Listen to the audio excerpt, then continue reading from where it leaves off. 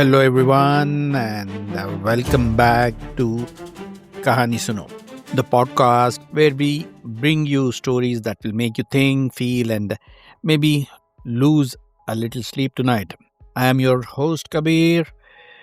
Before we dive in, I want to say thank you to all of you who've been writing in with your suggestions and feedback. It means the world to us that you're connecting with these stories. Today's story is a psychological thriller that asks a simple but terrifying question. What would you do if you woke up one day and everyone you knew had disappeared? What if you were the last person on earth? Or worse, what if you only thought you were? This is a story about isolation, about fragile nature of reality, and about how our mind can play tricks on us in ways we never imagined. It's called The 2 Minutes. And I have to warn you, this one has a twist ending that's going to stay with you long after the episode's end. So get comfortable, maybe dim the lights, and let me take you on a journey into one man's nightmare. Here we go. He woke up slowly, fighting against the heaviness that seemed to pull him back down into the depths of sleep. It was as if he had slept a very long time. The sensation was strange, disorienting. When he finally managed to pry his eyes open and focus on the bedside clock, it was just 8:30 in the morning. He blinked, trying to make sense out of it. Just 8:30? It felt like he'd been asleep for a very long time. He reached across the bed for Sophie, his hand searching for the familiar warmth of her body.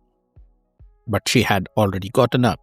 The sheets on her side were cool to the touch. Gary sat up slowly, running his fingers through his hair, trying to shake off his lingering grogginess that clung to him like a fog. He shuffled down the hallway to the kids' bedroom, expecting to hear the usual morning chaos, the sounds of cartoon playing too loud or the kids arguing over whose turn it was to use the bathroom. But when he pushed open the door, he found the room empty. The beds were made, toys neatly arranged on the shelves. It was unusually tidy.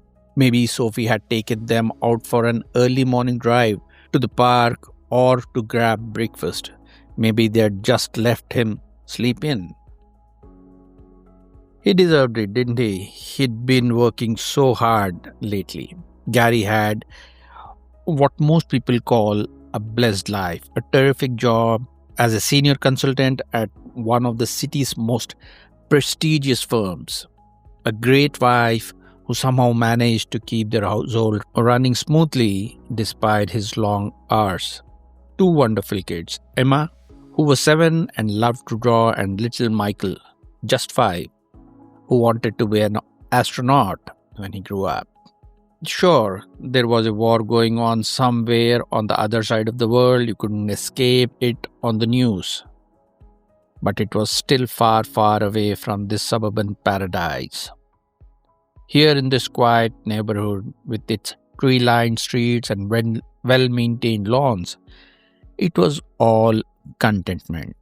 Happy families living happy lives, protected from the chaos of the outside world. He walked leisurely into the kitchen, his bare feet padding across the cool tile floor. The morning sunlight streamed through the window above the sink, casting a warm glow across the counter. He went through the familiar motions of making coffee, measuring out the grounds, pouring the water, listening to the comforting gurgle of the machine as it began to brew. When it was ready, he poured himself a cup and took a long sip. The taste was wonderful, rich and strong, exactly the way he liked it. He carried the mug into the living room and flicked on the television. He never missed the morning news roundup. It was part of his routine, as essential as brushing his teeth or putting on his tie. The news anchor's face filled the screen, her expression grave and serious. She was talking about the war again. Of course, she was. What else was there to talk about these days? More casualties, more debates about strategy, more political finger pointing. Gary found himself wondering, not for the first time, when it would ever stop. Would they ever have peace in their lifetimes? Would Emma and Michael grow up in a world where war wasn't the constant backdrop to their daily life? The thought was depressing and he pushed it away. He had to get ready for work. There was a big presentation this afternoon and he needed to review his notes one more time. Gary turned to the kitchen and fixed himself a quick breakfast. A whole wheat sandwich with turkey and cheese and tall glass of orange juice. As he sat standing at the counter, he realized something. He hadn't seen today's newspaper yet. Usually, Sophie brought it in from the driveway and he would wake up to find it waiting for him on the bedside table or at the breakfast table. It was one of those small gestures that he had come to expect, even take for granted. He walked to the front door and opened it, expecting to find the paper lying on the welcome mat. What he saw instead made him stop short. There was a pile of newspapers on the doorstep. Not just today's paper, but multiple papers, still wrapped in their plastic sleeves. He counted them quickly. 7, 8. More than a week's supply lying there, undisturbed, slowly yellowing in the morning sun. Panic flickered at the edges of his consciousness. What on earth was going on here? Had Sophie not been getting the paper all week? But that didn't make sense. She was meticulous about these things, and why would there be so many? Had the delivery person been doubling up? He left the papers where they were and rushed back inside to the telephone in the hallway. His hands were trembling slightly as he picked up the receiver. There was a normal dial tone, nothing out of the ordinary. The familiar hum was almost reassuring. Gary frantically dialed Sophie's mobile number. Would picture the phone in his mind, the pink case with the little charm she had bought at the beach last summer. It would be ringing wherever she was, playing that cheerful ringtone she'd chosen. But there was no response. It rang and rang and rang, and then went to the voicemail. He heard her voice, bright and friendly. "Hi, you've reached Sophie. I can't take your call right now, but leave a message and I'll get back to you as soon as I can." He didn't leave a message. Instead, he hung up and stood there for a moment, his heart beginning to beat faster. Maybe she'd left her phone at home. Maybe it was charging in the bedroom. But even as he thought this, he knew it wasn't true. Sophie never went anywhere without her phone, especially not with the kids. He walked to the front door again and stepped outside. The morning air was crisp and clean, with just a hint of warmth that would come later in the day. He looked up and down the street. Everything appeared absolutely ordinary. The sun was up, bright and cheerful in a cloudless blue sky. The lawns were mowed, the hedges neatly trimmed. The road had been swept clean, not a leaf or piece of litter in sight. The Henderson's American flag hung limply from its pole. The Rodriguez family's minivan sat in their driveway, exactly where it always was. But not a soul could be seen. Gary stood there on his front porch, looking up and down the street, waiting for something, anything to move. But nothing did. Not a person walking their dog, not a jogger making their morning rounds, not a car driving past, not even a bird flitting from tree to tree or squirrel scampering across the lawns. The silence was absolute. It was the kind of silence that pressed against your eardrums, that made you aware of your own breathing, your own heartbeat. It was unnatural. Something was really strange. He walked across his front lawn, the grass still damp with morning dew, and leaned over the white picket fence that separated their yard from the Hardy's property. Bill, he called out, his voice sound oddly loud in the stillness. Bill Hardy was a retired dentist in his late 60s, a friendly man with a deep love for gardening. He was usually out tending to his roses at this time of the day, pruning and watering, talking to his plants as if they were old friends. Gary had often joked with him about it. "Do they talk back?" he'd ask, and Bill would laugh and say, "Not yet, but I'm working on it." But this morning there was no sign of Bill anywhere. His garden tools were lined up neatly against the side of the house. His roses were in full bloom, vibrant reds, yellows, and pinks, but the man himself was nowhere to be seen. Gary hopped over the fence, something he'd never done before, but these were unusual circumstances, and walked up to the Hardys' front door. He rang the doorbell and waited, listening to the chimes echo through the house. No answer. He rang again, holding the button down longer this time. Still nothing. He tried the doorknob, half expecting it to be locked, but it turned easily in his hand, and the door swung open. "Bill?" he called out as he stepped inside. "Bill, are you home? It's Gary from next door." The house was immaculate. The Hardys had always kept a clean home, but this was something else. Everything was in its place. Magazines aligned perfectly on the coffee table, cushioned, fluffed, and arranged just so not a speck of dust anywhere. It looked like a model house staged for prospective buyers, but it felt empty, lifeless. Gary walked through the living room into the kitchen, calling out Bill's name again and again. He checked the den, the bathroom, even climbed the stairs to peer into the bedrooms, but there was no one. The house was completely deserted.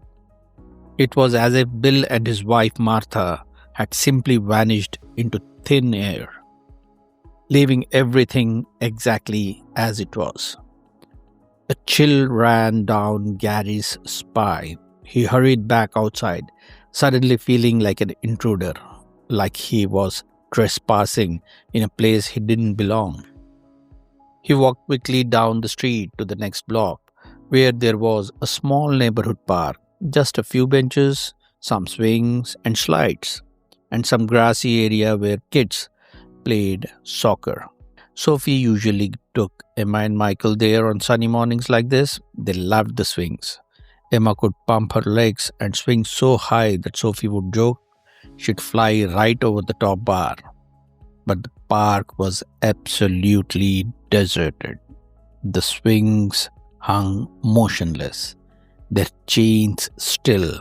The slide gleamed in the sunlight, unused. The grass was empty. So was the street, and the next street, and the one after that. Panicking now, Gary ran back to his house. His mind was racing, trying to make sense of what was happening. He must be dreaming. That was it. This was all just some bizarre nightmare, and any moment now he would wake up in his bed with Sophie beside him and the kids arguing in the next room. Or maybe he was dead. Maybe he died in his sleep, and this was some kind of purgatory, some kind of punishment. He slowly pulled himself together, forcing himself to breathe deeply, to think rationally. He must not allow panic to overpower him. There had to be an explanation. There always was. Just then he heard it, The faint ring of the living room phone. The sound was so normal, so ordinary, that it almost made him laugh with relief. Of course, someone was calling. Sophie was calling to tell him where she'd gone. He rushed back inside and grabbed the receiver. Hello? Hello? Sophie? Hello? And it took all his willpower to stop himself from screaming into the phone. There was no answering voice on the other end. He could hear breathing. He was sure of it, but no one spoke.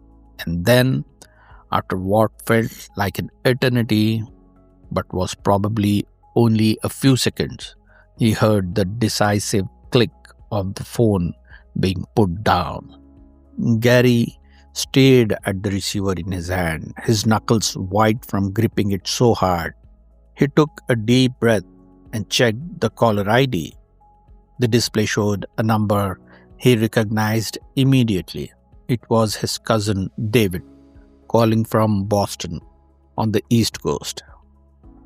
David, who worked in finance and always called at the most random times to chat about the stock market or the Red Sox. Gary quickly dialed the number back. The phone began to ring and ring and ring. He counted 10 rings, 15, 20. No one picked up. Now, no answering machine, just endless ringing. The terrifying thought flashed through his mind, unwanted and undeniable. Was he the only one alive on the whole face of the earth? Gary could feel the bile rising in his throat. Fear was overwhelming him, threatening him to drown him. His hand shook as he set the phone back in its cradle. No, he told himself firmly. He was just being stupid. There was a rational explanation for all of this. There was some kind of emergency evacuation that he had slept through. Maybe there had been a gas leak or a chemical spill, and everyone had been evacuated while he slept. Sophie would have tried to wake him, of course, but maybe she couldn't. Maybe the authorities had forced everyone to leave immediately. Yes, that made sense. That had to be it. Sophie would call him any moment now, her voice apologetic and worried, telling him she tried to wake him but couldn't, telling him where to meet them. She'd probably forgotten her cell phone in the rush to leave. She had always been a bit absent-minded about things like that. Once she'd driven all the way to her sister's house 2 hours away before realizing she'd left her purse on the kitchen counter.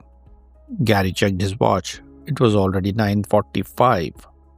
If he was going to figure this out, he couldn't just stand here in the house. He needed to go to work. Someone there would know what was happening. His boss or his assistant or someone.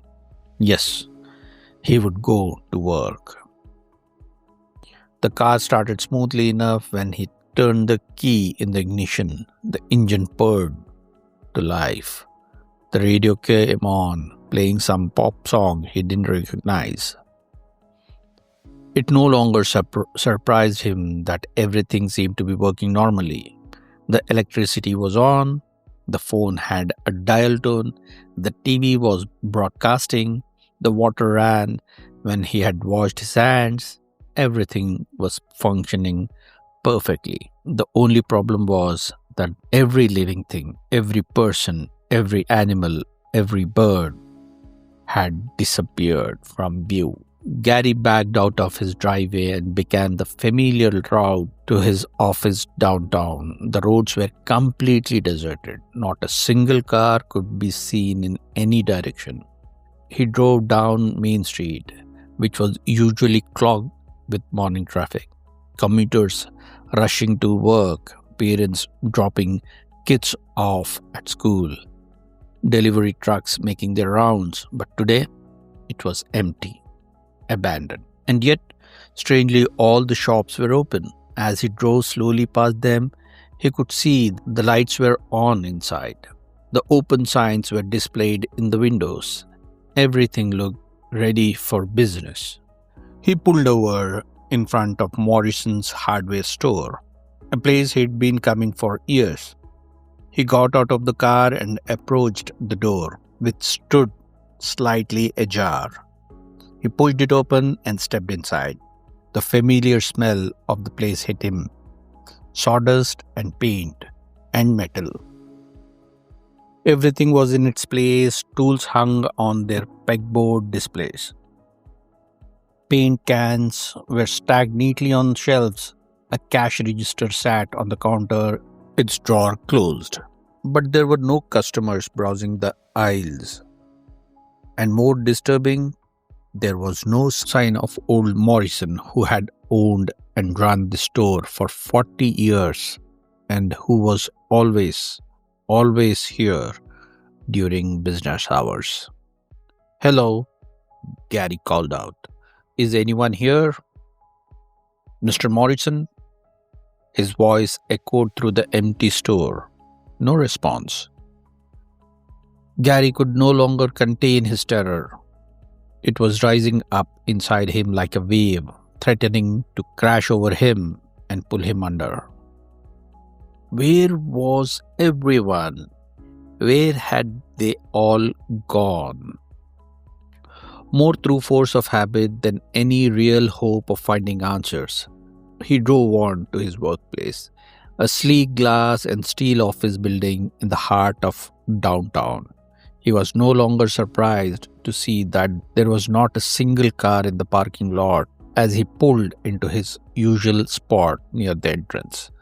The lot that was usually completed full by 8 o'clock in the morning was now a vast expanse of empty asphalt. He got out of his car and stood there for a moment, looking up at the building. The lights were on inside. He could see them through the windows, floor after floor glowing with fluorescent brightness. The revolving door at the entrance was slowly turning, powered by its motor, waiting for people who would never come. Gary jogged up the flight of stairs. He never took the elevator for just 3 floors and pushed open the door to his office suite. Usually, this place was a beehive of activity at this time of morning. Phones ringing, people chatting by the coffee machine, the clatter of keyboards, the hum of printers. His assistant Jennifer would be at her desk, greeting him with her usual cheerful "Good morning, Gary." His colleagues would be in the conference room arguing about the best approach to some account or the other. But today, the office felt like a crypt, silent, still, dead.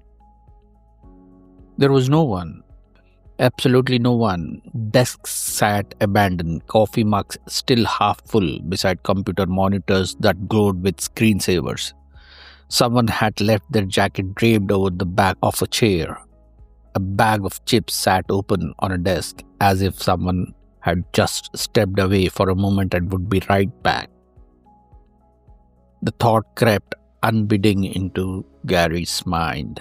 He must surely be the only person left alive in this town, maybe in this state, maybe in the entire country, maybe in the whole world. He was nearly senseless with horror and fear. His legs felt weak and he had to grab onto the edge of the desk to steady himself.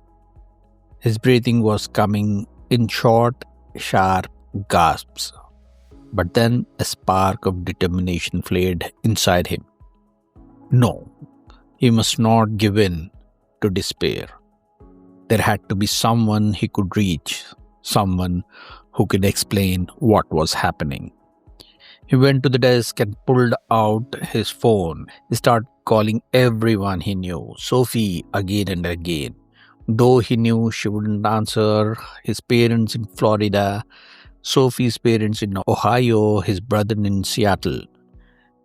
His best friend Tom, who lived just across town, the police department, the fire department, the hospital, the mayor's office. There was an identical response to every single call. The phone would ring and ring and ring, endlessly, pointlessly. No one ever picked up.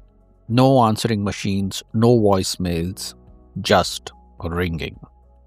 He even tried calling international numbers, his college roommates who'd moved to London, a former colleague who'd relocated to Tokyo. Same thing. Ring, ring, ring. No, Gary told himself firmly, setting down the phone. He must not lose hope.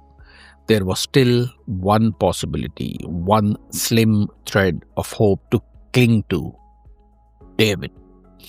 His cousin David in Boston had called him in the morning.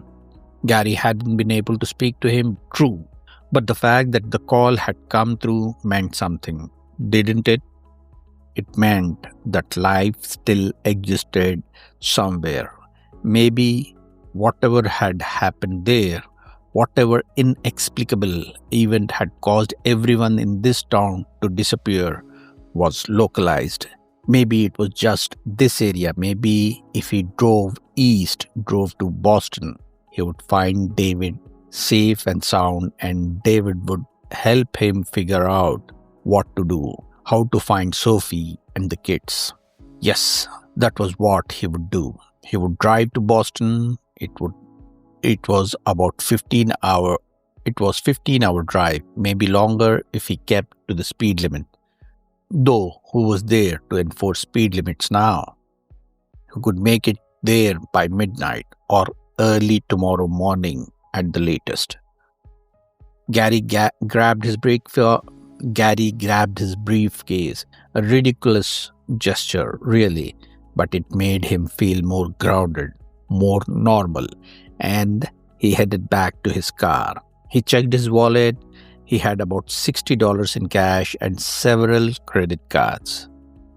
Though he had no idea if credit cards would work if there was no one to process the transaction. The fuel gauge read nearly empty. Of course, it did. He'd been meaning to fill up for days but kept putting it off. Gary drove to the nearest gas station, pulling up to the pumps. The station was deserted like everything else, but the pumps were on. The digital displays glowed, ready to dispense fuel. He got out of the car and reached for the pump. As he did, his finger caught in the car door as it swung shut. He had misjudged the distance, and the door had more momentum than he'd thought. Gary swore loudly, the curse word echoing across the empty gas station. The pain was immediate and intense, racing through his body like wildfire. It was the worst pain he had ever experienced. It felt like his entire hand was on fire. Every nerve ending was screaming in agony. He stared down at his hand, expecting to see blood, broken bones, mangled flesh, but there was just a tiny bruise on his ring finger, a small purple mark, barely noticeable. That was all. How could such a minor injury could cause such overwhelming pain? It didn't make sense, but then again, nothing made sense anymore. Not the empty streets, not the abandoned homes, not the ringing phones that no one answered. What was one more inexplicable thing added to this pile? Gary filled his tank using his credit card. The machine accepted it without question, just as it had 1,000 times before. He got back in the car and pulled out onto the highway, heading east. He had been driving now for over 2 days, stopping only when absolutely necessary for gas, to use a restroom at an abandoned rest stop, to grab food from a deserted convenience store. He hadn't slept. He couldn't sleep. Every time he closed his eyes, even for a moment, he saw Sophie's face, Emma's smile, Michael's bright eyes. He heard his voices calling to him. He had to keep moving. He had to find them. Exhaustion was taking its toll on him. His eyes felt like they were filled with sand. His vision blurred at the edges. He could barely make out the road ahead. The white lines marking the lanes seemed to shimmer and dance, and he had to blink hard to keep them in focus. But he kept driving. Hope pushed him forward, drove him on. Boston was close now, just another hour, maybe two. He could make it. He would make it. He didn't see the curve coming, or maybe he saw it, but his exhausted brain couldn't process the information quickly enough to react. Or maybe he fell asleep for just a second, just one crucial second. Crash. The sound was tremendous. Metal crumpling, glass shattering, the screech of tires on asphalt. The airbag deployed, slamming into his chest and face with brutal force, shocking him awake. For a moment, he didn't know where he was or what had happened. His ears were ringing. His vision was filled with white fabric. Then the airbag deflated and he could see. He looked down at himself. There was blood everywhere. It soaked his shirt, ran down his arms, dripped onto the deployed airbag. So much blood. How could one person have so much blood?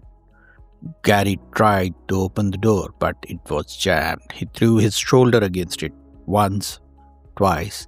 On the third try, it gave way with a groan of twisted metal. He staggered out of the car. It was a complete wreck, wrapped around a concrete barrier on the side of the highway. The front end was crushed beyond recognition. Steam hissed from the radiator. One wheel was still spinning slowly. It wouldn't be going anywhere soon. Wouldn't be going anywhere ever again, really. Gary stood there, swaying slightly, and started walking toward the nearest exit ramp. You could see a sign indicating that there was a town just a mile ahead. Maybe there would be people there. Maybe Boston had been the wrong destination all along. Maybe he just needed to keep searching. And then, as he walked, something occurred to him, something strange. He had absolutely no pain. He was covered in blood, had just been in a catastrophic car crash, and yet he felt nothing. No pain in his chest from the airbag impact, no cuts stinging, no broken bones aching, nothing. He was too tired now to even be shocked by the revelation, too exhausted to question it. He just plodded on, one foot in front of the other, heading toward the town whose name he couldn't remember, didn't care about.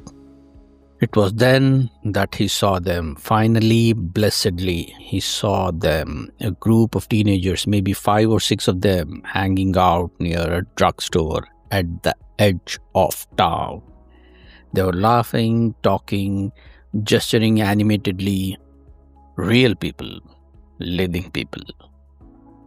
Wild with happiness, with relief so intense, it made him want to cry. Gary ran toward them. "Hey," he shouted. "Hey, over here, please. I need help." But as he drew nearer to them, something strange happened. They began to seem vague, insubstantial.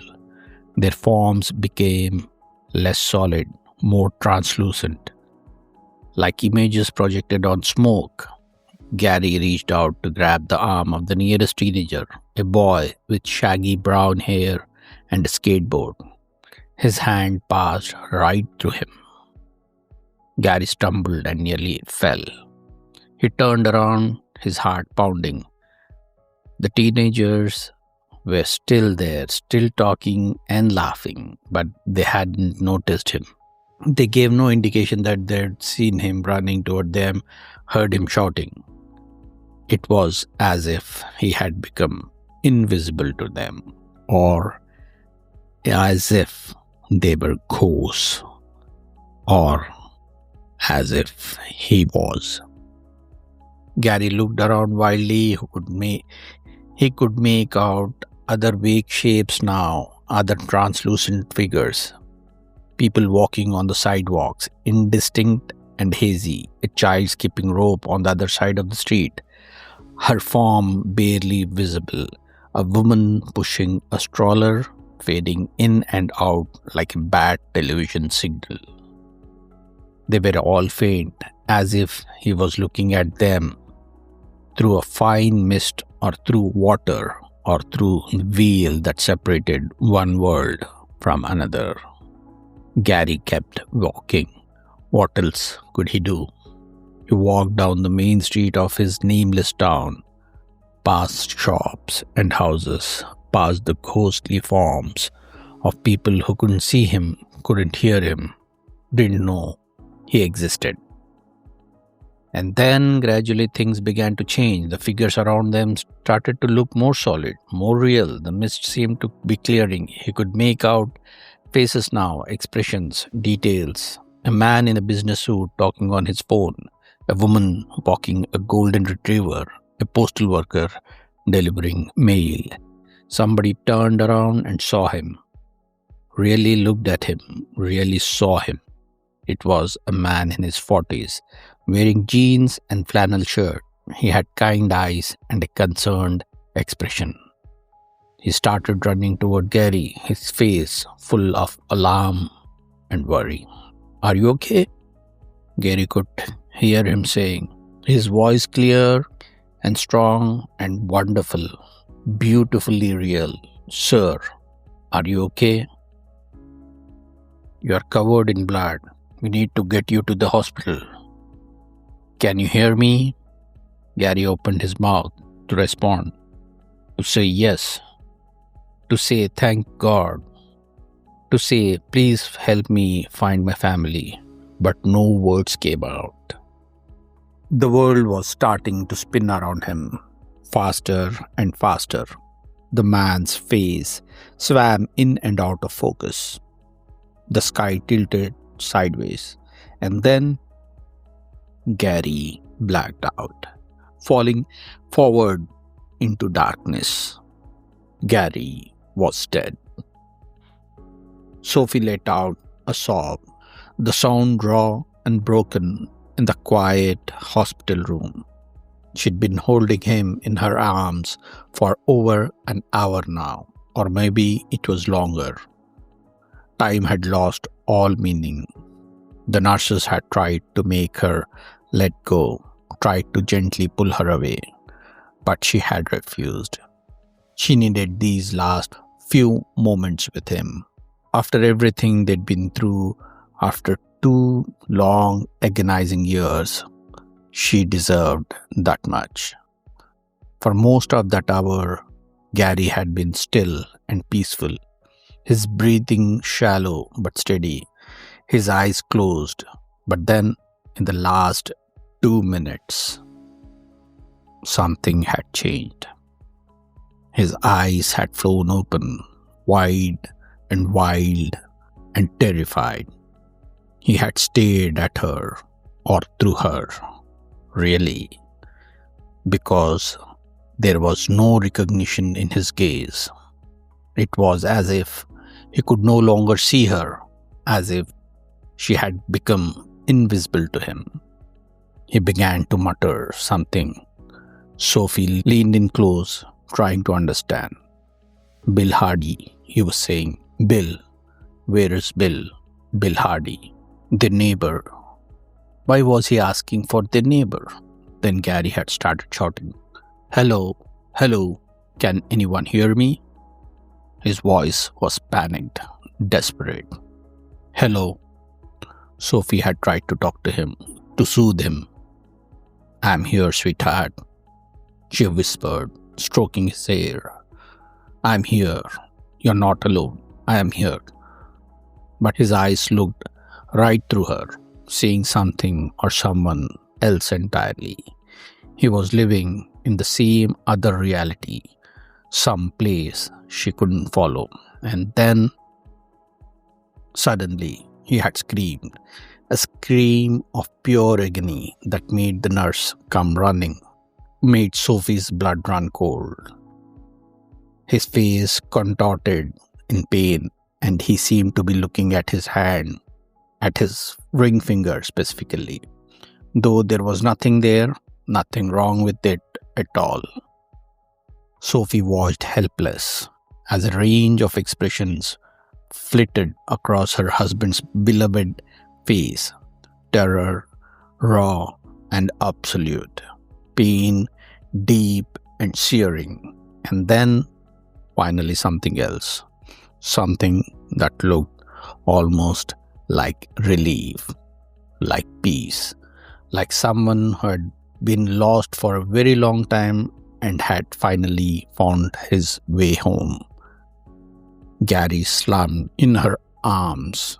Sophie tried to revive him, pressing her hands against his chest, calling his name over and over, but his heart had stopped beating. The monitors beside his bed let out a long, sustained tone. The nurses pushed past her, trying to help, but she already knew. She could feel it. Her beloved husband was no more. Grief gripped Sophie's heart, squeezing it so tight she could barely breathe. But alongside that grief, there was something else. Something that made her feel guilty even as she acknowledged its presence. Relief. Relief that Gary was finally out of his misery. Relief that he was free. 2 years ago, Gary had suffered a massive stroke. It had happened on a Tuesday morning, just like any other morning. He'd been getting ready for work and had just finished his coffee, and he'd collapsed in the kitchen. By the time ambulance arrived, by the time they got him to the hospital, it was too late. The damage was done. The stroke had left him completely paralyzed. Locked in, the doctors called it. His mind was still there, still functioning, still aware, but he couldn't move, couldn't speak, couldn't do anything except lie there, trapped inside his own body, watching the world go on without him. For 2 years, Sophie had cared for him.